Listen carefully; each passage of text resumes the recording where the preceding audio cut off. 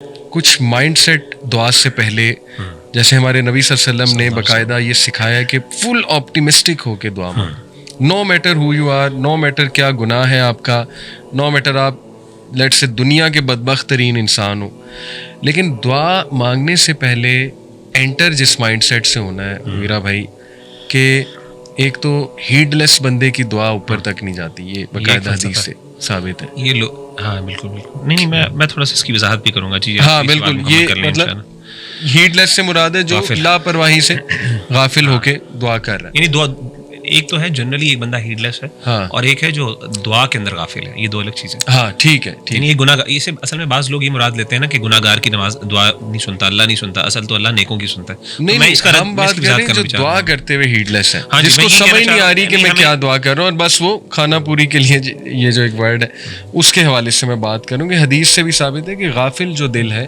اس کی دعا ظاہر ہے کہ اس میں وہ افیکٹ نہیں ہوگا.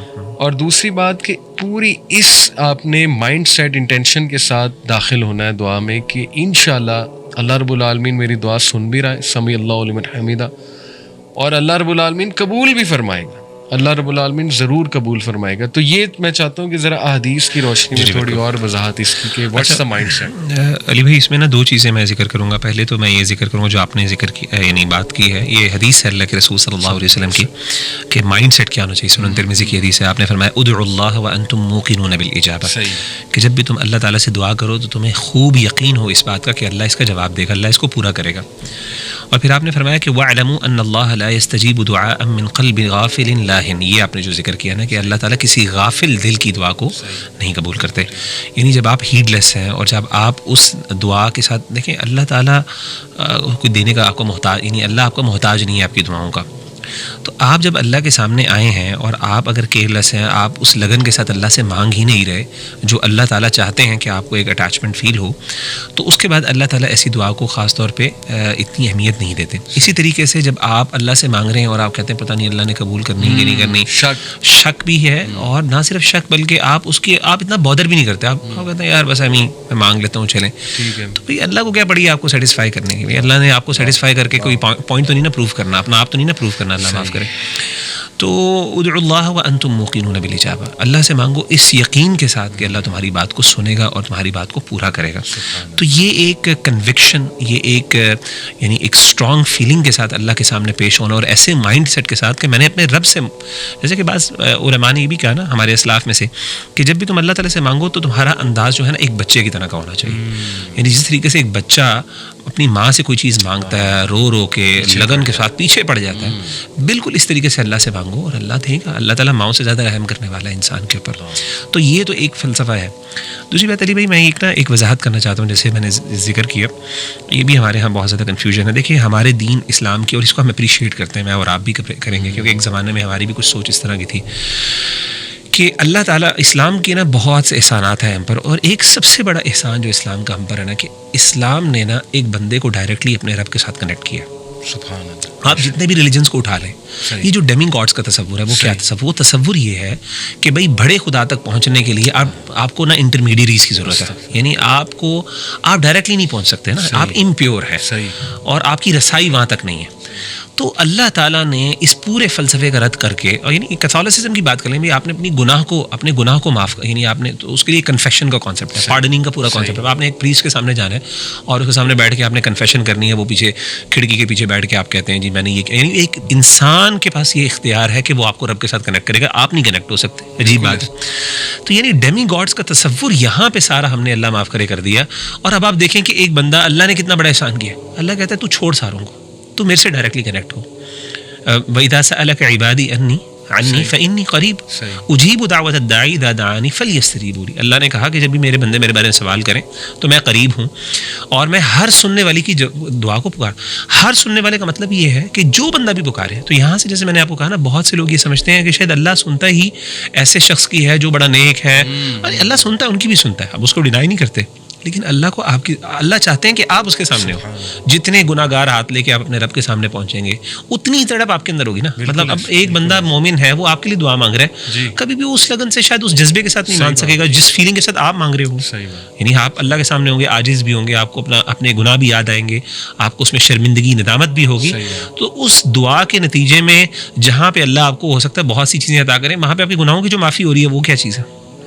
مجھے تو ایک جملہ یاد آ گیا مغیرہ بھائی, ایک اسٹیٹس کے نیچے نا میرے ایک خاتون نے کمنٹ کیا, اللہ ان کی مشکلیں آسان کریں. پتہ نہیں وہ کس غم سے اور کیا ایکسپیرئنس ہے ان کا کہ انہوں نے اس طرح کا جملہ ادا کر دیا. انہوں نے کہا کہ نا علی بھائی آپ میرے لیے دعا کریں کیونکہ اللہ میری تو سنتا نہیں, کیا پتہ آپ کی سن لے. اور یہ بہت کامن جملہ ہے. That was very heart breaking. اور یہ بڑا بالکل آپ نے صحیح کہا کہ اب پتہ نہیں اس کے پیچھے یا تو یہ سوچ ہے کہ پتہ نہیں مجھے بڑا نیک سمجھتے ہیں لوگ, یا یہ سوچ ہے کہ میری تو سنی نہیں اللہ نے, چلو کسی اور سے دعا کرا کے دیکھیں. تو دونوں ہی سوچیں غلط ہیں. میرے والد صاحب بڑا زبردست کا جواب دیتے ہیں, وہ کہتے ہیں کہ اللہ نے شیطان کی دعا کو رد نہیں کیا. یہ آپ کی دعا کو رد کر دے گا کہ شیطان نے اللہ کی نافرمانی کی اور کہا قال ربی انظرنی الی یوم یبعثون, کہ اللہ مجھے نا قیامت کے دن تک کی مہلت دے دے. اس کو یہ بات پتہ تھی کہ اس بارگاہ سے جو مانگیں گے نا وہ مل جائے گا. تو فوراً مانگ لی اور اللہ نے دے دیا. یعنی اللہ اگر اتنا بڑا اللہ کی بغاوت کر رہا ہے, اللہ کے سامنے کھڑا ہو رہا ہے, کہتا ہے میں نے سجدہ نہیں کرنا, اور ساتھ ہی دعا بھی مانگ رہا ہے, اللہ نے دعا قبول کر لی. تو بھائی آپ یہ نا آپ شیطان سے بڑی تو اللہ معاف کرے نہیں ہے نا, تو آپ کی بھی اللہ سن لے گا انشاءاللہ. میں اس کو ایک اور اینگل سے میں دیکھتا ہوں کہ اب جیسے کچھ یوتھ ہم سے پوچھتے ہیں نا, آپ سے بھی پوچھتے ہوں گے کہ دیکھیں جی آپ نے کہا کہ اللہ سے فل بلیف کے ساتھ مانگو اور اللہ definitely they God, us belief کے ساتھ دعا میں انٹر ہو. تو وہ کہتے ہیں کہ نہیں ہم نے اسی بلیف کے ساتھ مانگا لیکن پھر بھی نہیں ملا. تو وہ ایک کو تو میں نے بلکہ مثال بھی دی, میں نے کہا اچھا تم یہ بتاؤ, دیکھو تم مختلف دعائیں کرتے ہو دن میں. اس نے کہا بالکل نماز میں بھی کرتے ہوگے ربی جعلنی مقیم الصلاۃ, یہ تو بڑی کامن دعائیں سب کرتے ہیں. ربنا آتنا فی الدنیا حسنہ, یہ بھی کرتے ہوگے. اس نے کہا کرتا ہوں. ہدایت کی بھی کرتے ہو؟ اس نے کہا کرتا ہوں. جنت مانگنے کی بھی کرتے ہو؟ بالکل. تو میں نے کہا کہ دیکھو تم جو دعا قبول کروانا چاہ رہے ہو نا کہ میری فلانے سے شادی ہو جائے, فلانی سے شادی ہو جائے, تو اس کے ساتھ تم یہ دعائیں بھی کر رہے ہو مجھے جنت مل جائے, مجھے ہدایت پہ رکھ ہے اللہ, میری دنیا آخرت سنوار دے. تو اگر تمہاری وہ والی دعا قبول ہو گئی ان دس سینس کہ تمہاری واقعی شادی ہو گئی, تو شاید تمہاری جنت بھی چلی جائے, تمہاری دنیا آخرت کی بھلائی بھی چلی جائے, ہدایت بھی چلی جائے. اور ایسا ہوتا ہے, اللہ معاف کرے, آپ کی غلط جگہ شادی ہو جائے تو لوگ ڈپریشن میں چلے جاتے ہیں, لوگ بیکار ہو جاتے ہیں, لوگوں کی دنیا آخرت خراب ہو جاتی ہے کہ میری دعا نہیں قبول ہو رہی, کافی عرصے سے میں دعا کر رہا ہوں یا کر رہی ہوں. تو پہلی بات, کیا دعا ہمیں کرنی بھی آتی ہے کہ نہیں کرنی آتی ہے, اور اس کے آداب کیا ہیں, اس کا فلسفہ کیا ہے, تھوڑا اس پہ میں چاہتا ہوں کہ ہم. اچھا آپ نے جو سیدنا جو انبیاء کی مثال دی ہے وہ سورۃ الحج سورہ انبیاء کے اندر اللہ تعالیٰ نے پورا ایک رکوع ہے جس میں ان آیات دعاؤں کا ذکر کیا, اور وہ ساری بالکل رائٹلی سیڈ, وہ ساری دعائیں ایسی ہیں. اور اس میں خاص طور پہ سیدنا زکریا کی مثال, بلکہ اگر آپ ان کو ان آیات ان دعاؤں کو ہم نکال لیں اور وہ ساتھ ساتھ کوٹ بھی کریں تو بڑا اچھا ہو جائے گا. یہ ایک مسنون دعائیں ہیں, ربنا لا تذرنی فردا وانت خیر الوارثین.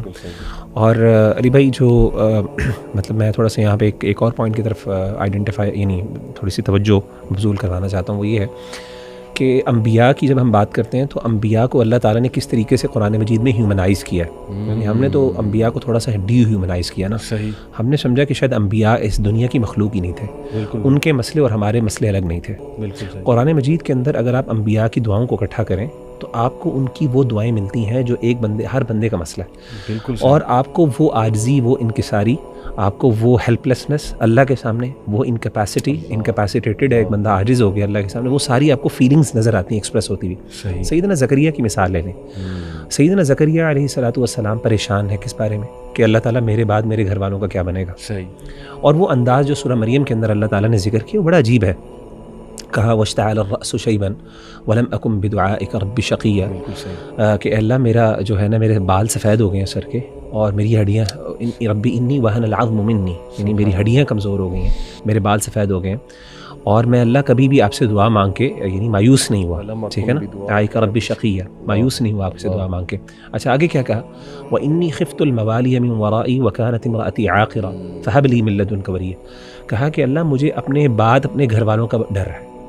اب ذرا آپ غور کریں کہ ایک بندے کو، ایک عام بندے، یہ ہر بندے کا مسئلہ ہے، صحیح یعنی ہر بندے کو مسئلہ ہے، خاص طور پہ جو شادی شدہ ہے، جس کے بچے ہیں، فیملی ہے، وہ یہ سوچتا ہے کہ یار میرے گھر والوں کا کیا بنے گا میرے بعد، میں I am the only one who is responsible for my family, میرے بچے چھوٹے ہیں، میری وائف ہے، کون دیکھے گا میرے بعد، اور یہ خوف ہوتا ہے. اور میں سمجھتا ہوں واقعی جب انسان کی اولاد ہوتی ہے نا، اس کے بعد انسان کا خوف بڑھ جاتا ہے دنیا کے اندر. انسان کا you have more reason to live in this world. بالکل صحیح. یعنی جب ایک بندہ تو بیچلر ہے تو وہ تو پھر لاؤ بالی ہے نا، اس کو تو پرواہ کوئی نہیں ہے، گھر والے بھی تنگ ہے اس سے، وہ خود بھی تنگ ہے، تو وہ چلا بھی چاہے تو دنیا سے اتنا ڈر نہیں ہے اس کو.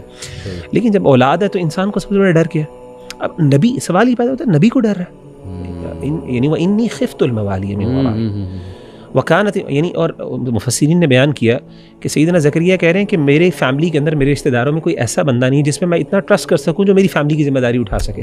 اللہ مجھے ایک نا ولی عہد عطا کر دیں، یعنی جو میرے بعد اس میری فیملی کا، میری بیوی کا خیال رکھ سکے، میرے گھر والوں کا خیال رکھ سکے. تو اب یہ جو چیز ہیں، یہ دعائیں ہیں، اور کس طریقے سے اللہ کے سامنے عاجز ہو گیا کہ اللہ لا تذرنی فردن، مجھے اکیلا نہ چھوڑی، وانت خیر الوارثین، تو بہترین وارثین میں سے ہے. تو اب سوال یہ پیدا ہوا کہ یہ چیزیں ایک ہیومن، یعنی ایک انبیاء کو ہیومنائز کرتی ہیں کہ وہ انسان تھے، ان کے بھی وہ فیلنگز تھیں، ان کے بھی وہ احساسات تھے. یعنی اللہ معاف کرے، آپ کبھی بھی یہ نہ سمجھیے گا کہ وہ کسی اور دنیا سے تھے، ان کی وہ طلب نہیں تھی جو ہماری ہے. تو جب ہم ان چیزوں کو دیکھتے ہیں نا، پھر ہم اپریشیٹ بھی زیادہ کر سکتے ہیں اور ریلیٹ بھی کر سکتے ہیں. صحیح. اب یہ دیکھیں نا، یہ آیت وَأَيُّوبَ إِذْ نَادَى رَبَّهُ، یعنی اس نے تڑپ سے ایک آواز لگائی کہ انی مسنی الضر وانت ارحم الراحمین. کتنی بیچارگی، کتنی اس میں اللہ رب العالمین پہ ڈیپینڈنس ہے کہ اے میرے رب، تکلیف نے مجھے چھو لیا ہے اور بے شک آپ ارحم الراحمین ہیں. اور اللہ تعالیٰ کہتے ہیں کہ ہم نے اسے رسپونڈ کیا اور ہم نے اس کی جو مشکل تھی وہ ریموو کی اور اس کی فیملی اسے واپس دی. اور پھر دیکھیں کہ اللہ تعالیٰ حضرت اسماعیل کا، ذوالکفل کا، یہ جو آپ نے رکوع ذکر کیا نا سورہ انبیاء کا آیت نمبر 83 آنورڈز، حضرت ادریس کا ذکر کیا اللہ رب العالمین نے، اور انہیں سب کو کہا کل من الصابرین، یہ سب کے سب جو ہے وہ صبر کرنے والے. پھر ذوالنون کا ذکر ہے، اور سبحان اللہ ان کی، اللہ کہتے ہیں فنادی فی الظلمات، یعنی اس نے ظلمات میں سے، اندھیروں میں سے اس بندے نے پکارا لا الہ الا انت سبحانک انی کنت من الظالمین. اور اس کو اسم العظم بھی کہا جاتا ہے. جی روایت کے مطابق اسم العظم جو ہے، یعنی جب بھی انسان اس کو کوٹ کر کے اس کا ریفرنس دے کے اللہ سے مانگتا ہے تو اللہ اس کو عطا کرتا ہے. بالکل ایسی ہے. تو یہ تو چلیں زبردست ایک ثابت ہو گیا کہ اللہ رب العالمین سے جب مانگنا ہے تو اللہ خوب توحید کا اپنے اقرار کرنا ہے اللہ کی، اور اپنی عاجزی کا اقرار کرنا ہے. اب